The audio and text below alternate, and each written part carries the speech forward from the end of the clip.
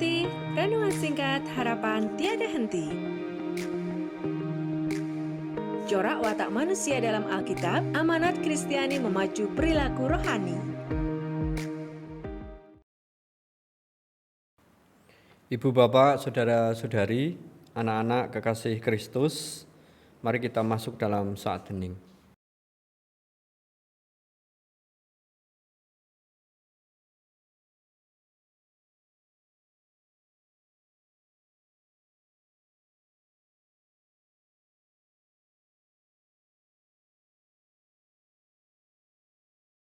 Saat hening selesai.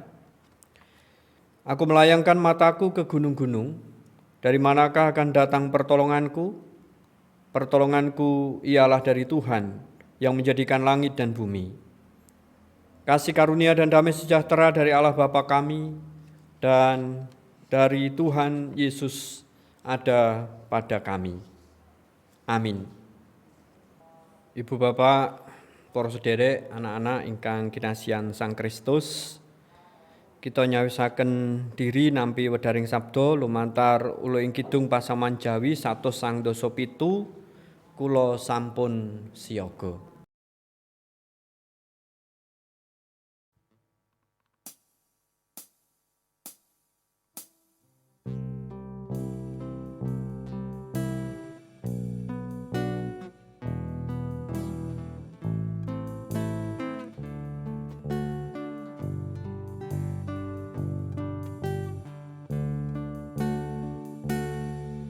Kula sampun siyaga Gusti sumadyo nampeni sabda mulya.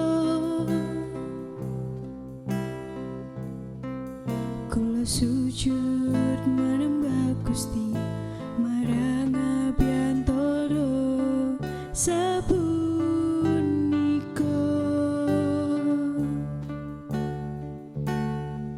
Mugi Gusti maringi berkah dumateng kawula ing samangka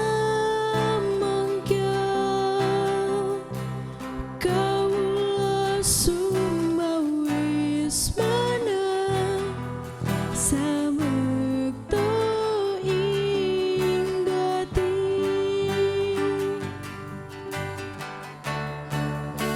Sabda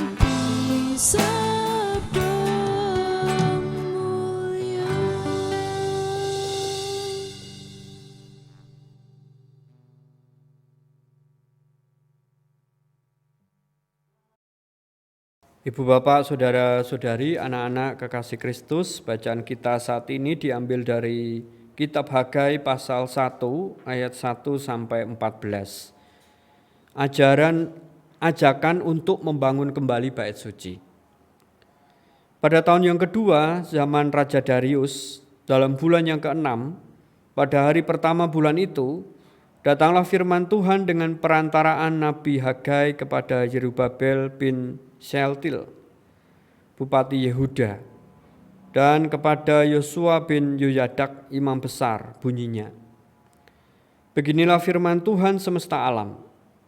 Bangsa ini berkata, sekarang belum tiba waktunya untuk membangun kembali rumah Tuhan. Maka datanglah firman Tuhan dengan perantaraan Nabi Hagai, bunyinya. Apakah sudah tiba waktunya bagi kamu untuk mendiami rumah-rumahmu yang dipapani dengan baik, sedang rumah ini tetap menjadi reruntuhan? Oleh sebab itu, beginilah firman Tuhan semesta alam. Perhatikanlah keadaanmu.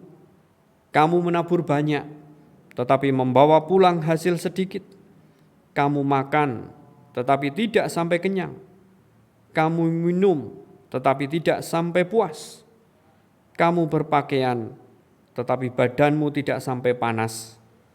Dan orang yang bekerja untuk upah, ia bekerja untuk upah yang ditaruh dalam pundi-pundi yang berlubang. Beginilah firman Tuhan semesta alam. Perhatikanlah keadaanmu. Jadi naiklah ke gunung, bawalah kayu, dan bangunlah rumah itu. Maka aku akan berkenan kepadanya dan akan menyatakan kemuliaanku di situ, firman Tuhan. Kamu mengharapkan banyak, tetapi hasilnya sedikit. Dan ketika kamu membawanya ke rumah, aku menghembuskannya. Oleh karena apa? Demikianlah firman Tuhan semesta alam. Oleh karena rumahku yang tetap menjadi reruntuhan, sedang kamu masing-masing sibuk dengan urusan rumahnya sendiri. Itulah sebabnya langit menahan embunnya dan bumi menahan hasilnya. Dan aku memanggil kekeringan datang ke atas negeri, ke atas gunung-gunung, ke atas gandum, ke atas anggur, ke atas minyak, ke atas segala yang dihasilkan tanah, ke atas manusia dan hewan, dan ke atas segala hasil usaha. Lalu Yerubabel bin Shealtiel dan Yosua bin Yoyadak, imam besar, dan selebihnya dari bangsa itu mendengarkan suara Tuhan Allah mereka, dan juga perkataan Nabi Hagai, sesuai dengan apa yang disuruhkan kepadanya oleh Tuhan Allah mereka. Lalu takutlah bangsa itu kepada Tuhan. Maka berkatalah Hagai, utusan Tuhan itu, menurut pesan Tuhan kepada bangsa itu demikian. Aku ini menyertai kamu, demikianlah firman Tuhan. Tuhan menggerakkan semangat Yerubabel bin Shealtiel, Bupati Yehuda, dan semangat Yosua bin Yoyadak, imam besar, dan semangat selebihnya dari bangsa itu. Maka datanglah mereka, lalu melakukan pekerjaan pembangunan rumah Tuhan semesta alam, Allah mereka. Demikianlah sabda Tuhan. Berbahagia setiap kita mendengar dan menindaklanjuti sabdanya. Haleluya. Hagai. Bagi Hagai hanya satu penyebab kemerosotan ekonomi orang Yahudi. Ketiadaan hasrat mereka pada rumah Allah. Maka hanya ada satu jawaban atas semua permasalahan mereka, membangun kembali rumah Allah. Allah tidak punya waktu dan telinga bagi mereka yang mengemukakan berbagai pertimbangan politis sebagai dalih. Ia tidak terkesan oleh berbagai alasan mereka bahwa mereka terlalu sibuk atau terlalu miskin untuk berbuat sesuatu. Bagi Nabi Hagai, pembangunan kembali rumah Allah merupakan prioritas utama. Dahulukanlah apa yang harus didahulukan. Demikian ditegaskan Nabi itu berulang kali. Maka segalanya menjadi beres dengan sendirinya. Hidup Nabi itu begitu sesuai dengan ucapannya, sehingga orang lain pun menjadi terpengaruh. Perkataannya berhasil menggugah hati para pendengarnya, sehingga membuat penguasa dan rakyat bersatu. Maka segera setelah mereka mulai membangun, kuasa Allah langsung hadir di tengah-tengah mereka. Prioritas kita bukanlah pembangunan rumah ibadat itu sendiri, melainkan persekutuan yang hidup di antara saudara-saudara seiman yang ada di balik usaha itu. Dan itulah rumah Allah yang sejati. Amin. Mari kita masuk dalam saat hening.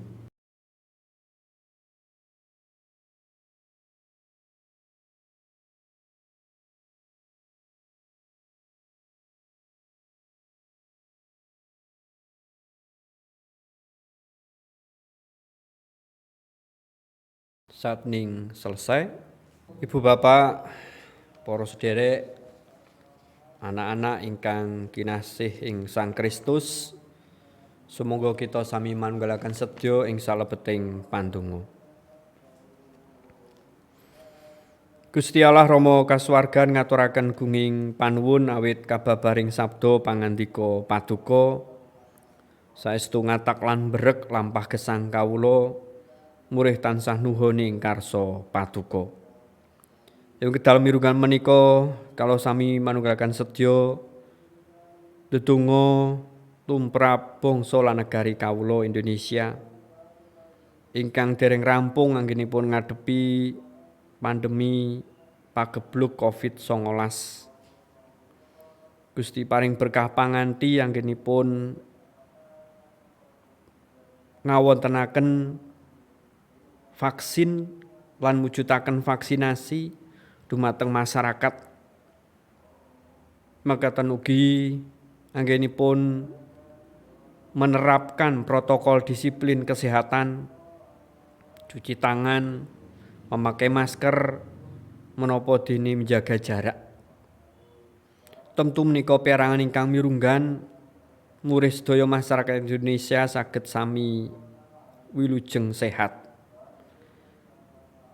Bab menika ugi saged dipun tanggepi kanthi serius kawula minangka masyarakat anggenipun nuhoni menapa ingkang katedahaken dening pemerintah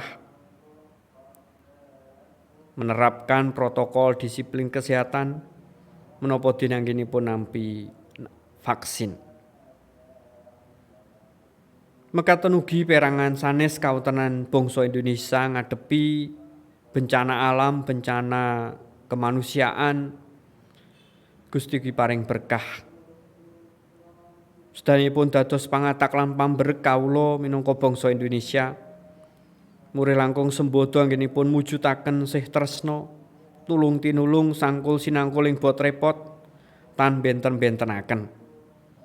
Aning kawula sami ngraosaken bilih menika ugi setunggal brayat ageng Indonesia. Mulih kanthi mekaten kalau mboten ngemungaken diri pribadi aninggal-inggal mujudaken sih katresnan pambiyantu pitulungan dumateng para sedherek ingkang betahaken menika. Mekaten ugi do Gusti gesanging brayat pasaman Paduka anipun Paduka agem ndatengaken kratoning Allah ing jagat menika. Gusti ugi paring berkah panganti.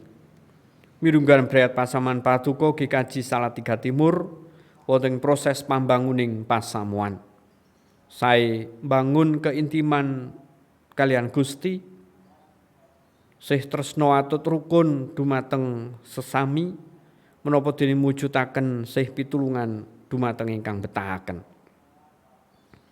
Program-program kegiatan gerejawi ingkang tasih winates wonten ing mangsa pagebluk 19 menika tentu mboten nyurutaken kapitadosan lan pangajeng-ajeng umat.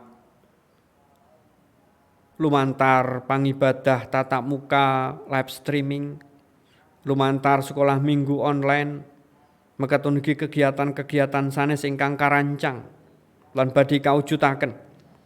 Menika minangka wujud anggenipun paring pangatak pambrek ing gesang kapitadosan pangajeng-ajeng umat kagungan Paduka ing GKJ Salatiga Timur. Murih kawula sami warganing pasamuan GKJ Salatiga Timur sami saiyek atut rukun guyub rukun sesinian setunggal-setunggalipun sami ngatosaken sami njurung ing pandonga menapa dene mujudaken perangan-perangan minangka gesang sesarengan ing Brayat Pasamuan GKJ Salatiga Timur. Mekaten ugi gesanging para peladus paduka sae pradataning pasamuan, anggota komisi kepanitiaan tim, menapa dene pengurus wilayah pepantan, mekaten ugi ingkang maujud ing peladusan pangibadah, peladusan wilayah lan pepantan, peladusan mirunggan tim multimedia, menapa dene tenaga administrasi lan pekarya. Gusti tansah paring berkah panganting gesang pribadi menapa dene brayatipun. Matemah menapa ingkang kaladosaken minangka wujud syukur. Mekaten ugi Duh Gusti ingkang sami urun-urun ing pandonga, ing daya, ing dana, sedanipun ugi dados perang mirunggan kagem pambanguning pasaman paduka ing GKJ Salatiga Timur. Gesanging umat kagungan paduka ing sadengah bot repot ruwet rentenging gesang paduka tansah cawe-cawe paring pitulung. Anak-anak kaula ingkang tansih sami sinau paduka paringi temen teliti pinter-pinter njagi diri. Mila menapa ingkang dipun ajeng-ajeng saged sami kagayuh. Para anem anggenipun tan kendhat ndedonga berusaha manggihaken judul nampi pedamelan kerampungaken studi napa dening antu-antu momongan. Gusti ugi paring berkah ing titi wanci paduka. Mekaten ugi brayat-brayat Kristen GKJ Salatiga Timur anggenipun sami ngupados rejeki Gusti paringi berkah lumantar menapa ingkang dipun usahaken, dipun karyakaken ndatengaken kacekapaning berkah kangge nglajengaken tresna dumateng Gusti brayat lan sesami. Mekaten ugi anggenipun ngesui para lare-larenipun, anggenipun bangun brayatipun, anggenipun sesambetan kalian masyarakat ing sakiwa tengenipun ugi Gusti tansah paring berkah. Matemah brayat-brayat Kristen menika sembodo dados tepo palupi tulodo dados sarem lan dilah ingkang maedai. Mekaten ugi Duh Gusti para sederek kasepuhan ing kawontenan raga ingkang winates, Gusti ingkang paring pangatak pambrek tentrem rahayu suka bingah, mila tansah semangat tebih saking klukru lan semplah. Mekaten ugi para sedherek ingkang nembe nandhang raga ing kawontenan raga ingkang winates saengkang karimat ing dalem menapa dening rumah sakit. Gusti ugi paring tentrem rahayu suka bingah, mila tansah semangat, tansah ngantu-antu sih piwelas paduka, mila enggal-enggal manggihaken sarah sehat. Para dokter juru medis ingkang rimati, brayat ingkang trimati lan tresnani, kalau sedaya ingkang nelakaken katresnan urun pandonga dados panjurung semangat para sederek menika enggal manggihaken puling kegiatan kesarasan. Mekaten ugi peranganing brayat kala ingkang tebing papan-papan sanes. Saestu kala tan kendhat ingipun sami njurung ing pandonga, sami ngatosaken juring kapitadosan pangajeng-ajeng katresnan pangucap syukur mila sanajan to tebih kalau tetep ngraosaken caket. Mekaten ugi para sedherek ingkang nembe ngadepi pergumulan gesang. Saya relasi komunikasi antawisipun suami istri, tiyang sepuh lare, mara sepuh mantu, menapa dene kalian para sederek tangga Gusti enggal-enggal pulihaken. Mila tentrem rahayu suka bingah kababar pamenika ingkang dados daya inipun para sederek menika mulihaken relasi komunikasinipun. Mekaten ugi ingkang bergumul wonten ing fisik, mental, spiritualipun ugi Gusti mbabar tentrem rahayu suka bingah. Mila enggal gumregah malih semangat malih kelajengaken kapitadosan, kelajengaken gesang ingkang Gusti paringaken. Gusti Allah kalau masrahaken sadengah panuwun lan panyuwunan menika wonten ngarsa paduka, sedayapun kalau pasrahaken wonten kawicaksanan lan keadilan paduka. Gusti Allah menika panuwun lan panyuwunan kawula ingkang kawula pasrahaken wonten ngarsa dalem Gusti Yesus Kristus ingkang sampun mucal kawula ndedonga. Duh Rama kawula ingkang wonten ing swarga, asma paduka mugi kasucikaken, kraton paduka mugi rawuh, karsa paduka mugi kalampahan, wonten ing bumi kados dene wonten ing swarga. Kalau mugi kaparingan rejeki kawula sak cekapipun ing dinten menika. Saha paduka mugi ngapunten kalepatan kawula. Kados dene kawula inggih ngapunten ing tetiang ingkang kalepatan dhateng kawula. Menapa dene kawula mugi sampun ngantos katandukaken dhateng ing panggoda, nanging mugi sami paduka walaken saking piyawon. Awit dene paduka ingkang kagungan kraton saha wisesa tuwin kamulyan salami laminipun. Amin.